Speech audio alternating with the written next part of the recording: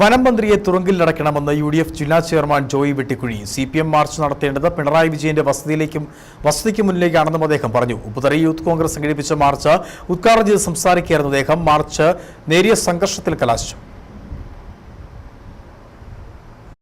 വനമന്ത്രിയെ കരിങ്കൊടി കാണിച്ചെന്ന കേസിൽ യൂത്ത് കോൺഗ്രസ് ജില്ലാ പ്രസിഡന്റ് ഫ്രാൻസിസ് അരക്കപ്പറമ്പലിനെയും പ്രവർത്തകരെയും അറസ്റ്റ് ചെയ്തതിൽ പ്രതിഷേധിച്ച് നടത്തിയ പോലീസ് സ്റ്റേഷൻ മാർച്ചിൽ നേരിയ സംഘർഷമുണ്ടായി. പ്രകടനത്തിന് ശേഷം സെൻട്രൽ ജംഗ്ഷനിൽ പ്രതിഷേധ യോഗം നടത്താനായിരുന്നു ആദ്യ തീരുമാനം. എന്നാൽ മാർച്ച് പോലീസ് സ്റ്റേഷൻ റോഡിലെത്തിയതോടെ പോലീസ് തടഞ്ഞു. പോലീസിനെ തള്ളിമാറ്റുന്നതിനിടയിൽ അവിടെ നേരിയ സംഘർഷമുണ്ടായി. ഇതിനിടെ കുറെ പ്രവർത്തകർ മുദ്രാവാക്യം മുഴക്കി പോലീസ് സ്റ്റേഷനിലേക്ക് പാഞ്ഞു. പിന്തുടർന്നെത്തിയ പോലീസ് സ്റ്റേഷന് മുന്നിൽ പ്രവർത്തകരെ തടഞ്ഞു. ഈ സമയവും പോലീസും പ്രവർത്തകരും തമ്മിൽ ഉന്തുന്തള്ളുമുണ്ടായി.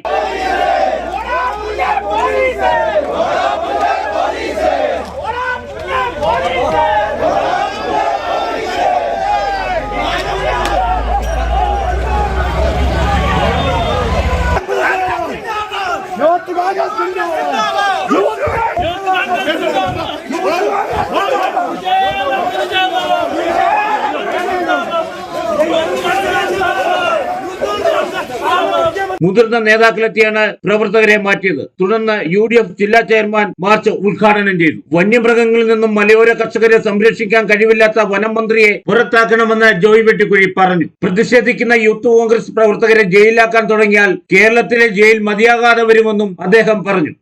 1000-ഓളം ആളുകളുടെ മരണത്തിന് കാരണമായ വനം മന്ത്രിയെയാണ് ആദ്യമായി തുറങ്കലിലടയ്ക്കേണ്ടത്.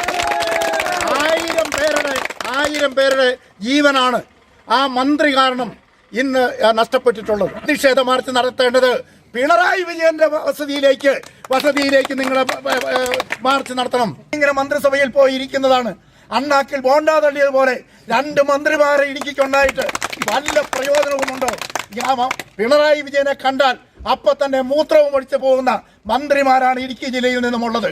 ഈ ജില്ലയിലെ ആളുകളുടെ താല്പര്യങ്ങൾ സംരക്ഷിക്കാൻ പരാജയപ്പെട്ട ശ്രീ റോഷി അഗസ്റ്റിൻ മന്ത്രിസ്ഥാനം രാജിവെക്കണമെന്ന് ആവശ്യപ്പെടുകയാണ്. കോൺഗ്രസ് യൂത്ത് കോൺഗ്രസ് നേതാക്കളായ advocate Siriac Thomas, Abin Kuzhiveli, Tony Thomas, Shari Binu Shankar, Umar Farooq, Shal വെട്ടിക്കാട്ടിൽ, ടിനു തേവസ്യ എന്നിവർ സംസാരിച്ചു. Idukki vision news, Upputhara.